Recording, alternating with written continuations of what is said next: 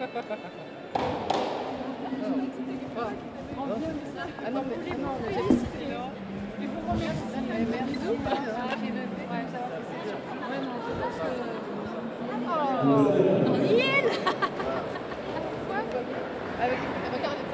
bonsoir monsieur, donc vous êtes l'aventurier des temps modernes qui manipule cette magnifique demoiselle. Est-ce que vous... L'Extra 300. Il est vraiment extra ce 300, mais vraiment. En fait, je fais de la voltige. Je fais essentiellement de la voltige aérienne. C'est un appareil qui sert pratiquement qu'à ça, puisque on fait des compétitions, on fait des meetings et on fait aussi des vols de découverte aux gens qui veulent découvrir la voltige, selon toutes ses formes, y compris selon ce qu'on peut faire au plus haut niveau de compétition. Et donc on fait des vols qui s'adaptent un petit peu aux gens, c'est assez physique quand même. Et puis voilà, et c'est essentiellement l'activité que j'ai. D'accord, donc en fait vous faites ça depuis combien de temps? Vous êtes tombé dedans dans la marmite depuis combien de temps? Cet avion ça fait 7-8 ans, mais je suis tombé dans la marmite quand je suis né en fait. Donc la voltige ça fait une vingtaine d'années que j'en fais. Et c'est vrai qu'aujourd'hui j'aimerais que ça se développe un petit peu. Et c'est pour ça que j'essaye de faire participer le plus de monde possible à cette activité pour faire connaître au plus grand nombre la voltige. Parce que c'est un avion qui est assez rare en fait. Dans le sud de la France, il n'y en a pas. Et donc ça permet d'accéder, comme je disais tout à l'heure, à cette voltige de haut niveau. Je pense que ce soir, les chefs d'entreprise qui étaient présents, j'ai vu des gamins en fait lever les yeux vraiment très très haut et vous avez donné en fait un spectacle de qualité, donc je vous en remercie. C'était pas exactement un spectacle, j'étais venu m'entraîner simplement en fait. Et c'est vrai que la grande force de l'aviation, c'est de transformer tous les regards en regards d'enfant. Et c'est que du bonheur, c'est que le sourire. Et c'est vrai que j'ai pas l'habitude de me poser avec tout ce monde-là et ça fait chaud au cœur des gens qui sont souriants, qui applaudissent, ça fait plaisir. Alors justement, par rapport à cette prestation de découverte haute voltige, haute qualité, qu'est-ce que vous pouvez proposer aux entreprises, aux CE qui souhaiteraient en fait bénéficier de ce petit rêve? Ça c'est quelque chose effectivement auquel j'ai pensé depuis longtemps. On peut envisager des sortes de séminaires de découverte pour découvrir la voltige, pour proposer effectivement aux clients une activité qui sort complètement des activités habituelles, ça sort complètement du cadre et on peut envisager effectivement de faire des réunions d'une journée où j'exposerai la voltige, on pourrait prendre quelques personnes, leur faire le tour de voltige, ensuite partager les sensations et les impressions à la sortie.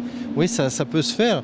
Effectivement, il suffit dans ce cas-là de me contacter au Castellet et on peut tout organiser. Donc dans cette configuration de haute voltige, il serait possible d'envisager, je pense, et les entreprises auraient intérêt à faire un petit peu de sponsoring et d'avoir leur couleur sur cette jolie bestiole. Non, je pense que c'est une idée en fait à semer, je pense.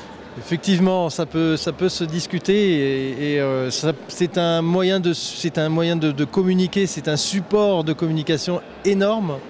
Et effectivement, on peut envisager de mettre sur l'avion les marques des entreprises qui voudraient faire ça. Il n'y a aucun problème. Après, bien sûr, tout est question de mise en place parce que ça se prévoit à l'avance, ça ne se fait pas au dernier moment. Mais bien sûr, pourquoi pas. Et là-dessus, je suis tout à fait ouvert à toute proposition, bien entendu. Eh bien, c'est parfait. Il nous reste de belles œuvres à vivre en haute voltige. En tout cas, voilà, il nous a donné un beau spectacle, même si ce n'était pas du tout prévu et que vous étiez sur votre temps de travail. Donc, merci infiniment. Le hasard a merveilleusement fait les choses ce soir. Merci beaucoup. Avec plaisir, merci. Monsieur Berger, bonsoir. Bonsoir. Est-ce que vous pourriez vous présenter en quelques mots pour notre public, s'il vous plaît? Eh bien, je m'appelle Thierry Berger, je suis le président de l'Union patronale des Bouches-du-Rhône sur le territoire d'Aubagne. Je représente donc 290 entreprises qui sont en adhérentes de mon territoire. Et puis, j'ai aussi un métier, je suis chef d'entreprise. Et donc, dans cette deuxième vie, je dirige un groupe de services aux entreprises tourné autour des métiers de la finance, comptabilité, juridique, communication, gestion de patrimoine et informatique. Et vous êtes combien dans ce corps en fait? Nous sommes 50 collaborateurs, experts dans différents domaines que je viens de vous citer. Donc une mutualisation en fait des savoirs de chacun. Une mutualisation des savoirs et surtout un lieu unique qui s'appelle Espace Mosaïque où le chef d'entreprise va pouvoir à un moment donné trouver des experts dans des domaines qui sont autour de l'entreprise. Donc Monsieur Berger, au travers de cet événement dont vous nous faites en fait le bonheur d'avoir organisé quand même quelque chose d'ultra sympathique, qu'est-ce que vous souhaitez mettre en œuvre ici sur le pays d'Aubagne ? Mais écoutez, nous ce qu'on essaie toujours c'est de dynamiser les chefs d'entreprise, rompre l'isolement, faire sortir les chefs d'entreprise de leur carcan quotidien et venir faire des rencontres pour essayer de faire du business tout simplement. Merci pour votre accueil, pour cet événement tout à fait charmant et qui présage encore du bon business sur le pays d'Aubagne. Merci à vous. Merci. Donc une brève présentation du club Affaires. Il faut savoir que ce club est né il y a maintenant quelques années. Ce club se problème de territoire en territoire dans les Bouches-du-Rhône. Et l'objectif de ce club, il est très clair, c'est vous permettre de vous rencontrer sur vos territoires partant d'un principe très simple et malheureusement constaté de façon récurrente. On est tous la tête baissée pour travailler, on a la tête sur le guidon et on ne prend pas le temps de sortir de son entreprise, on ne prend pas le temps d'aller rencontrer les autres, ce qui est très dommage.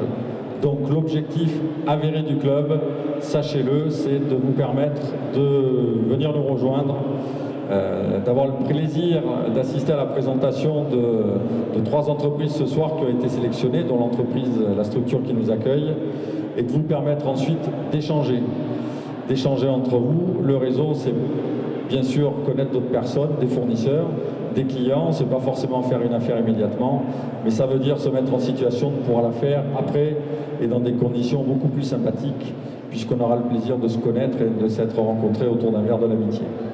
Monsieur Cerruti, bonsoir. Bonsoir. Vous nous accueillez ce soir dans un magnifique endroit. Oui. Est-ce que vous pourriez en fait brièvement nous expliquer un petit peu ce que fait l'UPV ?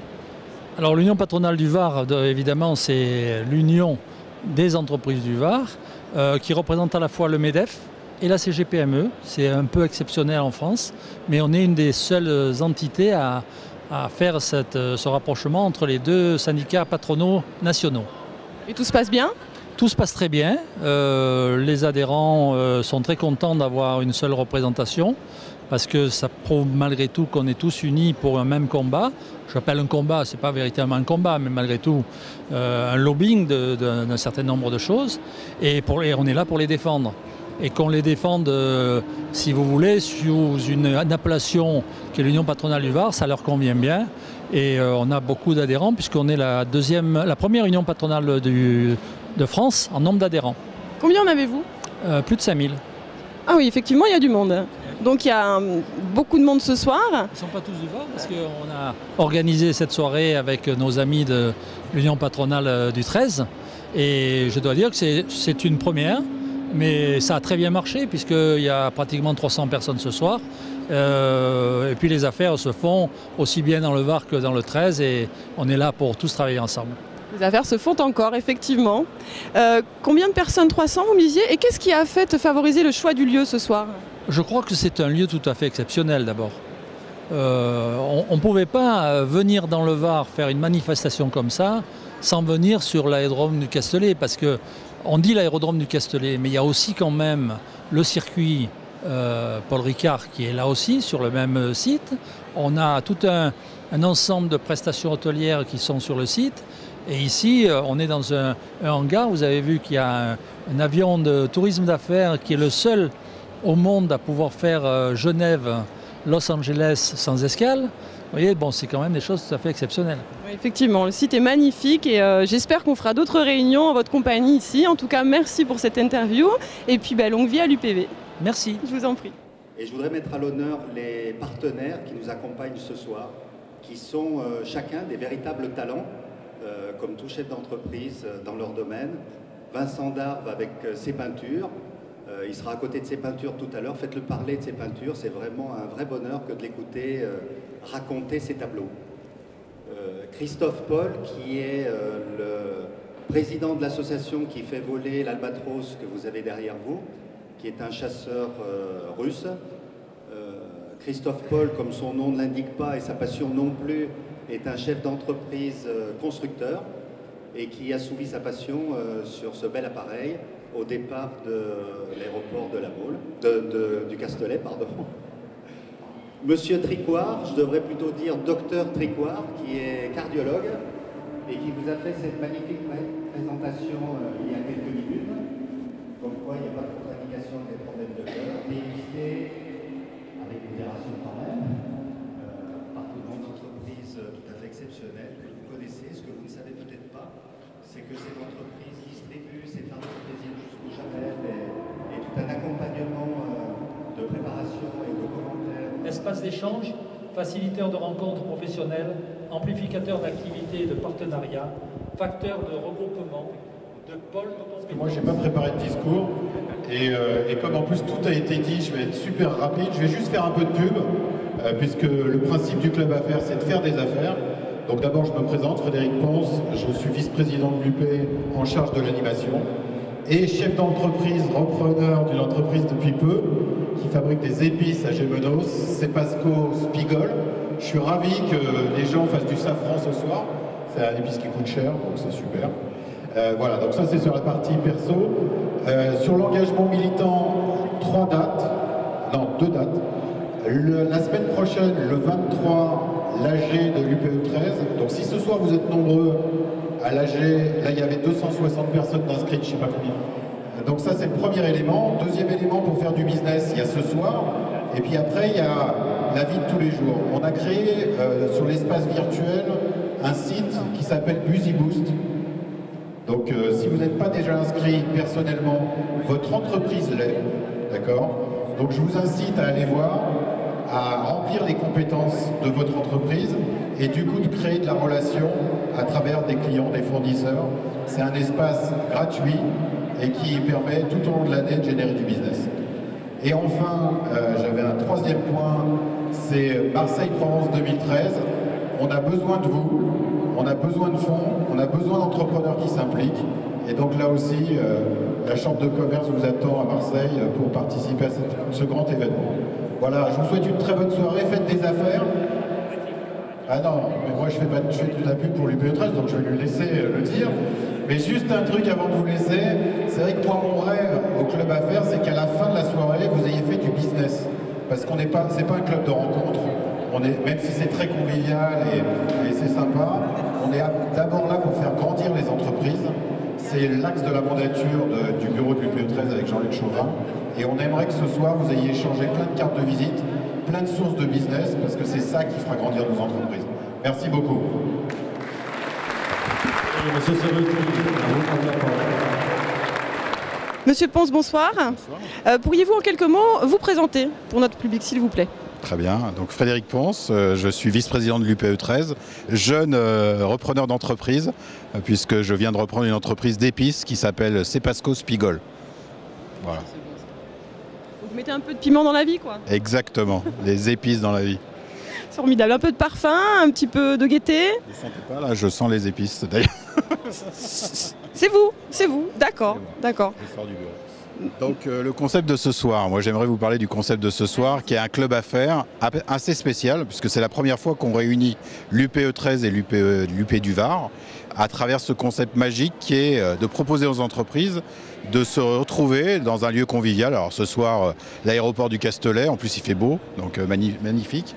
280 chefs d'entreprise qui étaient là ce soir pour partager leur carte de visite, des opportunités business, parce qu'on est là avant tout pour faire grandir les entreprises et pour faire qu'elles se développent dans leur territoire. Donc apparemment les gens répondent présent, c'est que ça doit fonctionner un petit peu quand même. Oui, ça fait plusieurs années qu'on fait ça donc, sur le territoire des Bouches-du-Rhône. Et donc ce soir c'est une première puisque on est sur le Var et on a le plaisir d'accueillir effectivement l'UPV avec nous. Ouais. Donc tous ces gens-là s'entendent très bien, le business se fait. Que demander de plus ? Rien, simplement que les entreprises grandissent, que notre territoire grandit parce que après tout il n'y a que l'entreprise qui crée de la valeur et donc on est là pour ça, pour les aider à ça. Voilà.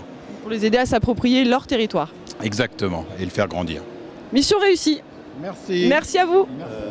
De découverte, de pilotage. Merci beaucoup. Merci beaucoup. Et puis je vais passer la parole au corps du commerce. L'habitude des clubs affaires des deux territoires ce soir, non seulement.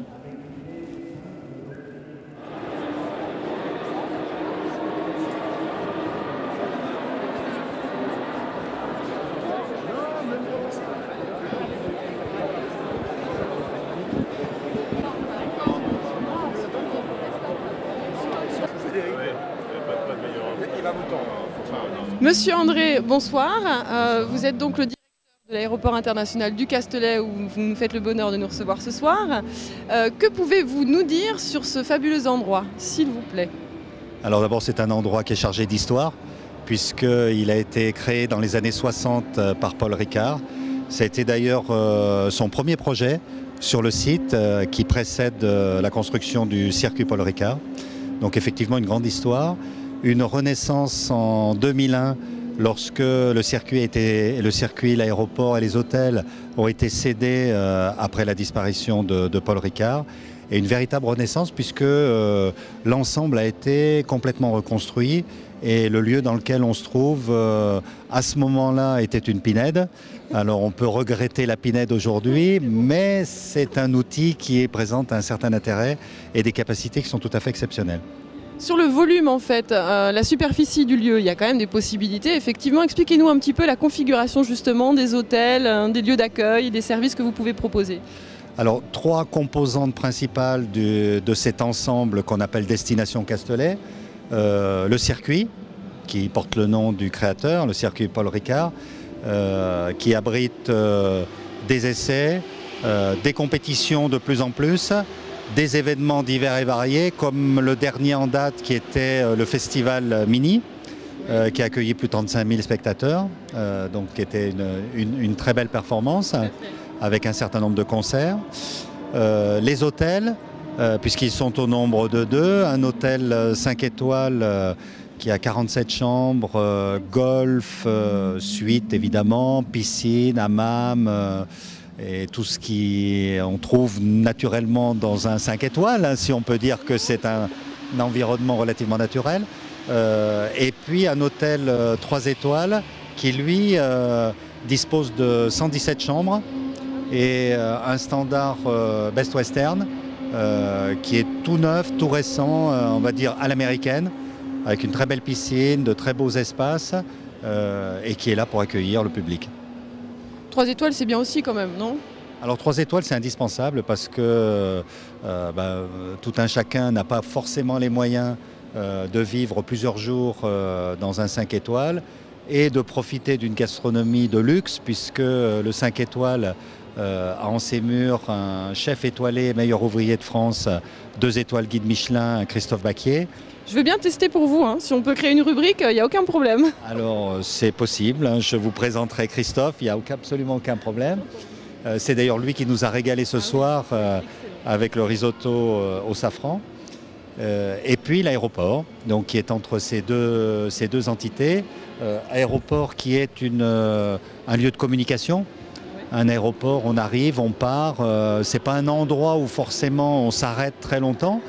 Mais nous, on voudrait développer beaucoup d'idées autour de cet aéroport, des idées de communication. Ce soir, par exemple, ce qui n'est pas habituel, d'accueillir un groupe d'industriels, d'accueillir un groupe pour une occasion particulière, événementielle ou business, qui va au-delà d'une activité strictement aéronautique.